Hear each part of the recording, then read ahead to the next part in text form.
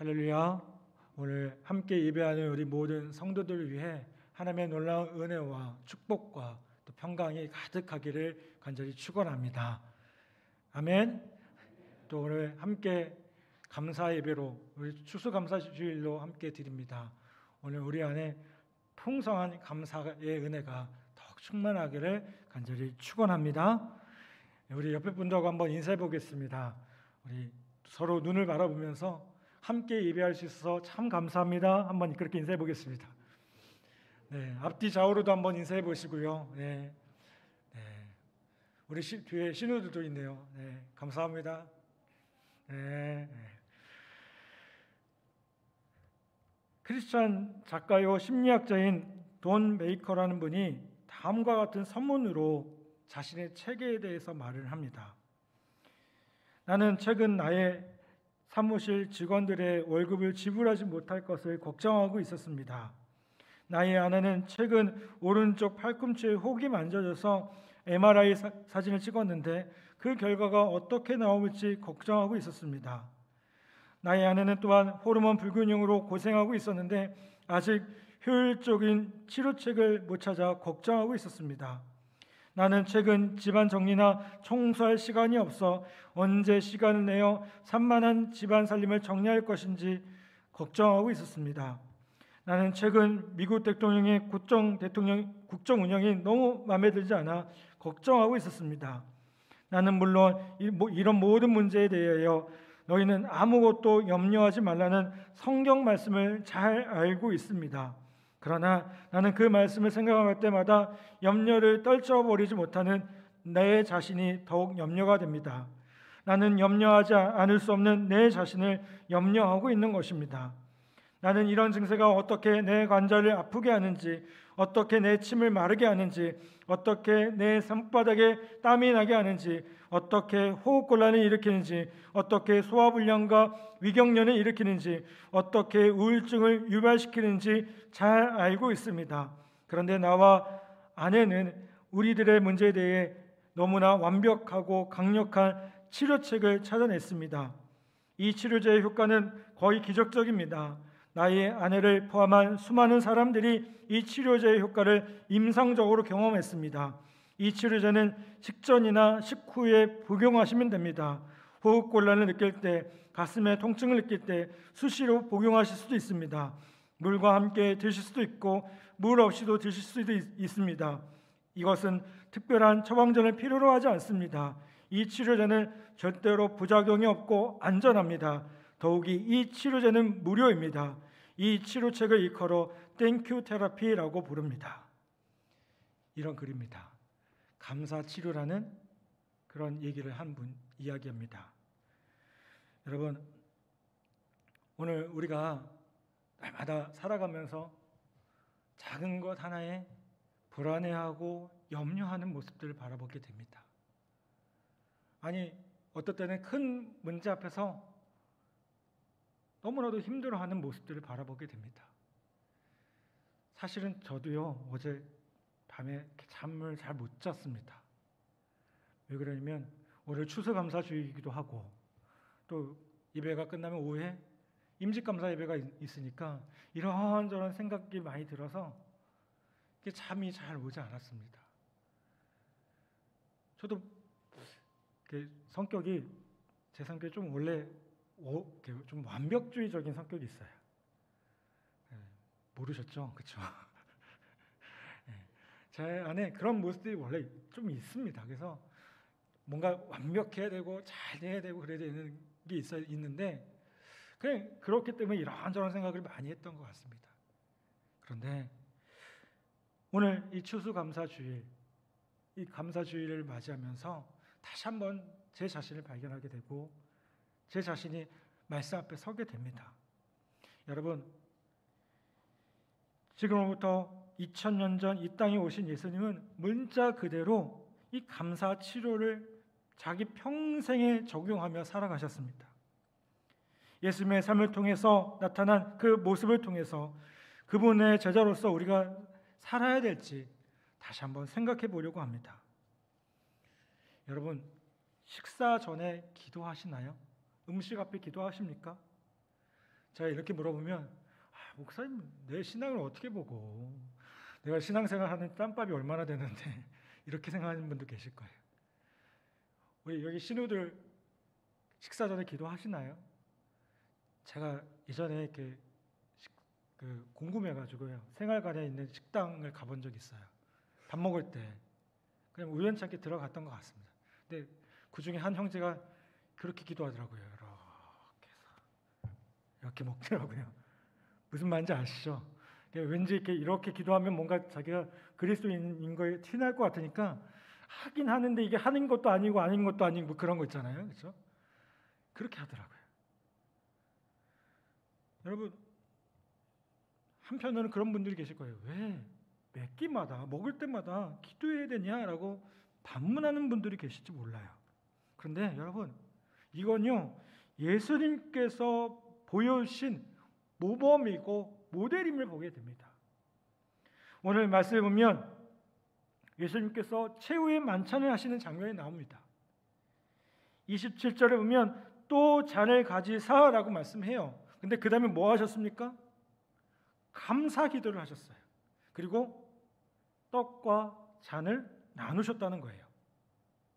그런데 이 모습은요 최후의 만찬 때만 그렇게 하신 것이 아니었습니다. 유명한 오병이어의 기적을 보면요, 먼저 하늘을 우러러 축사하셨다라고 말씀합니다.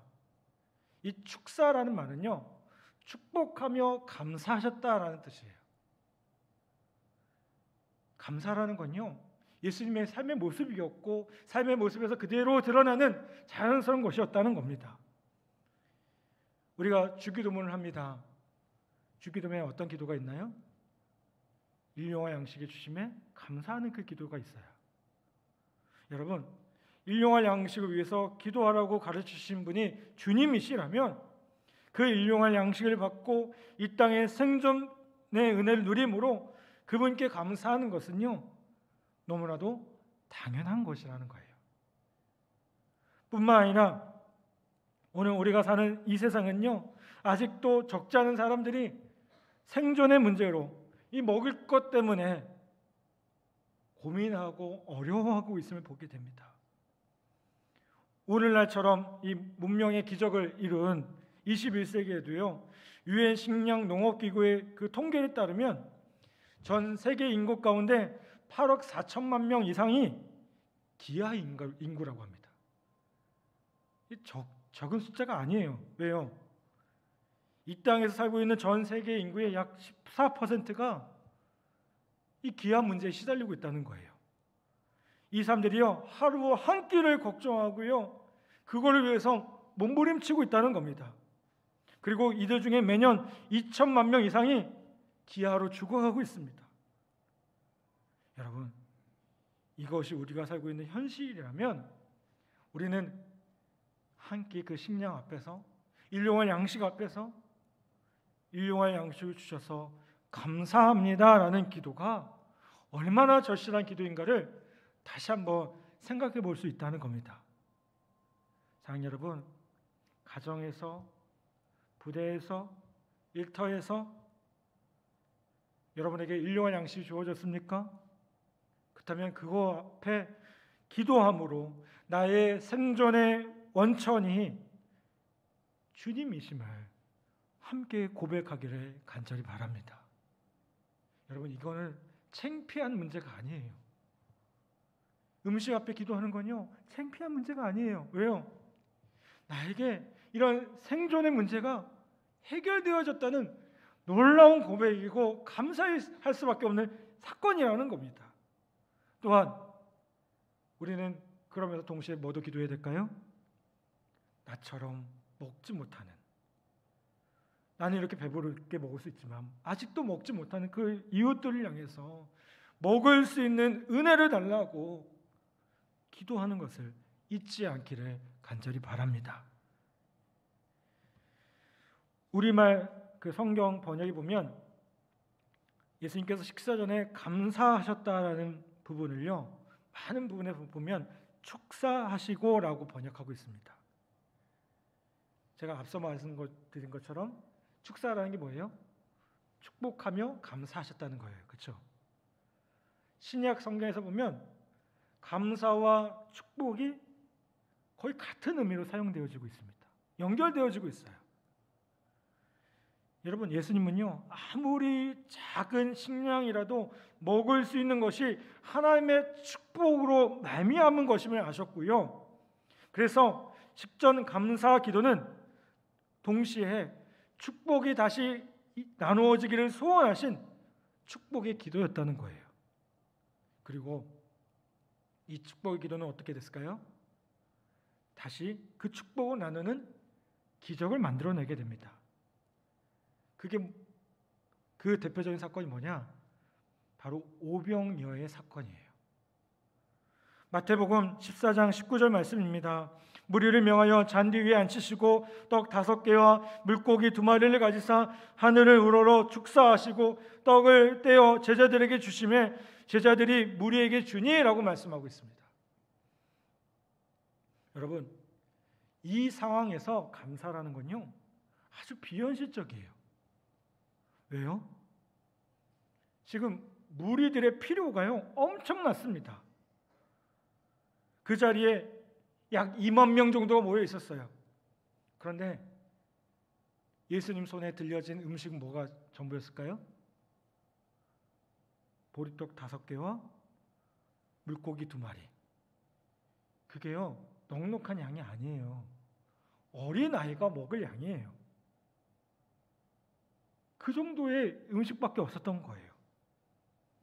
여러분, 이걸요 이런 상황 앞에 감사할 수 있을까요?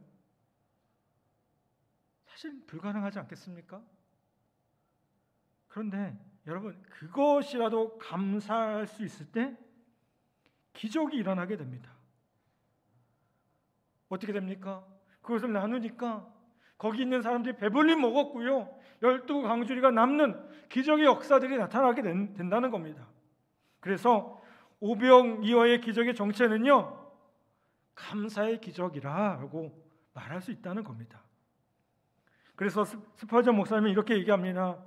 한 자루의 촛불을 인하여 감사하는 자에게는 별빛을 주시고, 별빛을 인하여 감사하는 자에게는 달빛을 주시고, 달빛을 인하여 감사하는 자에게는 햇빛을 주시고, 햇빛을 인하여 감사하는 자에게는 햇빛도 필요 없는 천국을 주신다라고 했어요. 아멘. 여러분, 그것이 아무리 작은 것이라도 그것이 축복임을 인지할 때, 그리고 그것에 감사할 때 주님이 우리의 삶 가운데 놀라운 기적을 이루어 가시고 놀라운 것들을 인도하신다는 사실을 우리가 함께 고백하기를 간절히 바랍니다. 여러분, 2021년 한번 돌이켜 보십시오. 힘들고 어려운 일도 많았지만 참 감사한 일도 많았어요. 여러분, 오늘 우리가 이렇게 예배할 수 있는 것도 사실 너무나도 감사한 일이 아니겠습니까? 불과 몇 주 전까지만 해도요, 이렇게 예배할 수가 없었어요. 그런데 우리 추수감사주일을 맞이해서 우리가 이렇게 한자리에 모여서 예배할 수 있는 거 너무나도 감사한 일이에요. 아멘.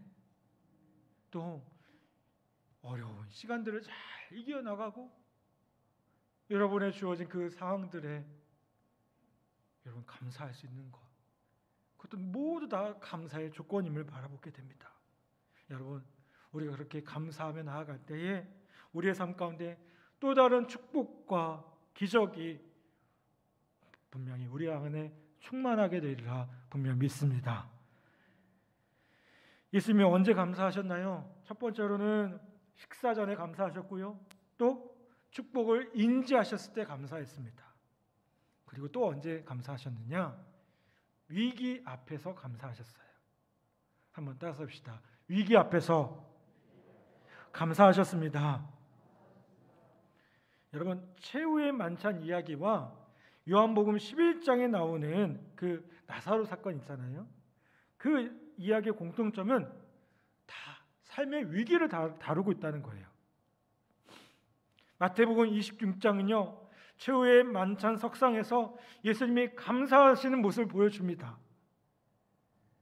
자, 예수님이 이제 최후의 만찬을 하셔요. 그리고 이게 끝나면 어떤 일이 일어납니까? 체포당하고 십자가의 길로 가셔야 돼요. 그리고 십자가 지셔야 돼요. 예수님이 지금 나누고 있는 떡은요, 잠시 뒤에 십자가에서 찢어져야 할 자신의 몸입니다. 그래서 이것은 내 몸이라고 말씀하고 계셔요. 그리고 지금 나누시고 있는 잔은 잠시 뒤에 십자가에서 흘리셔야 할 예수님 자신의 피였다는 거예요. 그래서 그분은 지금 마태복음 26장 28절에서 이렇게 말씀합니다. 이것은 죄사함을 얻게 하려고 많은 사람을 위하여 흘리는 바 나의 피 곧 언약의 피니라. 여러분, 예수님은요, 자신의 인생의 가장 큰 위기인 그 죽음의 위기 앞에서 감사 기도를 드리시고 계시다는 거예요. 요한복음 11장에 보면 예수님의 사랑스러운 친구 그 나사로가 직면한 위기를 다루고 있음을 보게 됩니다. 이 친구가 병을 앓다가 갑자기 죽은 거예요. 그런데 지금 예수님은요, 친구의 무덤 앞에서 감사 기도를 하십니다. 물론 그분은 친구의 죽음이 친구의 부활 현장이 될 것이라는 것을 잘 알고 계셨어요. 그런데 여러분, 죽음이라는 건요, 아무리 그렇게 안다고 해도, 아무리 이해되어진다고 해도요, 여전히 어떤 것입니까? 슬픈 것이고 아픈 것이에요. 그래서 예수님께서 그 자기 친구의 무덤 앞에서 눈물을 흘리시죠. 그런데 예수님의 슬픔은 이내 감사함으로 바뀌게 됩니다. 요한복음 11장 21절에 보니까 돌을 옮겨 놓으니 예수께서 눈을 들어 우러러보시고 이르시되 아버지여 내 말을 들으신 것을 감사하나이다 라고 고백하고 있어요. 여러분, 이 죽음의 현장에서도 기도할 수 있다는 것, 그리고 기도하면 그 기도를 들으실 아버지가 계시다는 사실 때문에 예수님은 감사하고 계시다는 거예요. 여러분, 이건요, 자연스럽게 본문이 던지는 가장 큰 질문과 연결됩니다. 어떻게 그분이 자신의 죽음 앞에서, 그리고 친구의 죽음 앞에서도 감사할 수 있느냐라는 거예요. 만약 이 질문을 해결할 수 있다면 우리는 문자 그대로 축복을 인지하는 순간만이 아닌 어떠한 삶의 위기, 어떠한 상황에서도 모든 것에 감사하며 살 수 있을 거예요. 여러분, 그런데 이 질문의 대답은 어렵지 않습니다. 한마디로 그 성경적 대답은 무엇이냐? 하나님의 선하신 주권을 믿을 수 있느냐는 거예요. 한번 따라합시다. 하나님의 선하신 주권을 믿을 수 있느냐? 아멘. 이게 무슨 말일까요? 아무리 힘들고 아무리 슬프고 아무리 아픈 상황에서도 하나님의 선하신 주권이 다스리고 계심을 믿으면 돼요. 여러분, 사도 바울이 뭐라고 고백합니까? 로마서 8장 28절에 보면 우리가 알거니와 하나님을 사랑하는 자 곧 그의 뜻대로 부르심을 입은 자들에게는 모든 것이 합력하여 선을 이루느니라 라고 말씀하고 있어요. 아멘. 여러분, 저는 예수님이 바로 그런 확신 때문에 감사 기도를 드리셨다고 믿습니다. 그분의 죽으심이 인류 구원이라는 하나님의 뜻을 이루어 드릴 것을 믿었기 때문에 십자가의 피의 전도 감사로 받으실 수 있었던 것입니다. 또한 친구의 죽음조차도 인류에게 부활의 소망을 가르치는 도구가 될 수 있음을 믿었기 때문에 감사할 수 있었다는 겁니다. 여러분, 만약 우리도 삶에서 부딪히는 모든 역경의 배후에 존재하고 움직이고 있는 하나님의 선하신 뜻, 오늘도 보이지 않고 이해되지 않지만 내일 드러나고 이루어질 그 선하신 뜻을 믿을 수 있다면 사도 바울이 가르친 대로 우리도 범사에 감사하는 자가 될 수 있다는 겁니다. 데살로니가전서 5장 18절에 이렇게 말씀합니다. 범사에 감사하라. 이것이 그리스도 예수 안에서 너희를 향하신 하나님의 뜻이니라. 아멘. 범사에 뭐 하라고요? 감사하라고요. 모든 일에 감사하라고요. 여러분, 그래서 제가 앞에 말한 이 감사치료라는 건요, 하나님의 주권을 수용하고 살아가는 성도들만이 적용할 수 있는 인생의 처방임을 보게 돼요.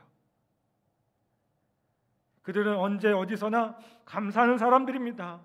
그리고 그들이야말로 인생의 고난을 승리로, 죽음을 부활로 바꾸며 사는 기적의 사람들이라는 거예요.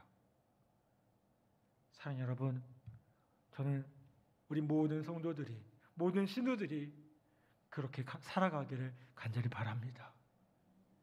날마다 감사하며 그 감사를 통해서 삶의 위기들을 기적으로 바꿔가며 그 위기를 통해서 하나님께 오히려 영광을 돌리며 살아가는 우리 모든 성도들 되기를 간절히 바랍니다. 이런 글이 있습니다.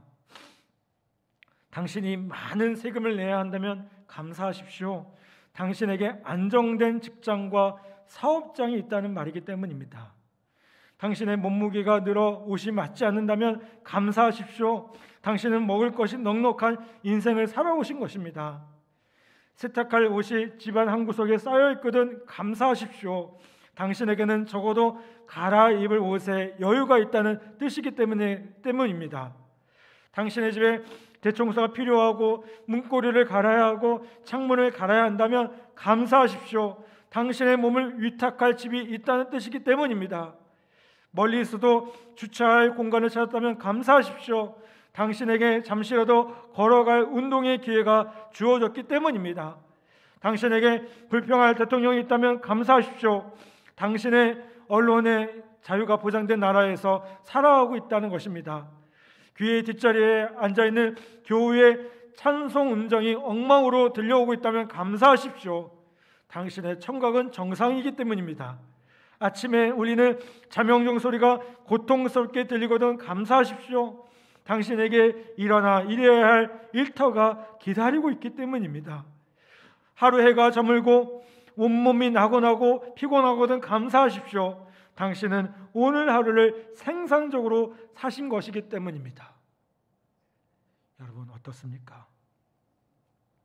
우리가 감사할 게 너무 많지 않습니까? 이것 말고도 수도 없을 겁니다. 수도 없을 거예요. 매일매일 순간이 감사하고요. 매일매일이 감사하는 삶이 될 수밖에 없다는 겁니다. 저는 2021년 그 삶을 돌이켜볼 때 감사한 게 너무나도 많아요. 저만 아멘인 것 같아요. 여러분도 그렇지 않습니까? 모든 것이 감사하지 않습니까? 아멘? 여러분 사실 이렇게 추수감사주일을 준비하면서 우리 구역별로 이렇게 멋있게 또 꾸며줬습니다. 감사하죠? 보기만 해도. 아멘? 우리 수고한 모든 분들 위해서 한번 감사의 박수 한번 할까요? 또 그것만도 감사한데 예배가 끝나면 혹시 우리들이 좀 시작할까 봐 우리 임직하신 분들께서 제가 시키지 않았어요. 절대로 저는 안 시켰어요. 그렇죠? 확실하죠? 네.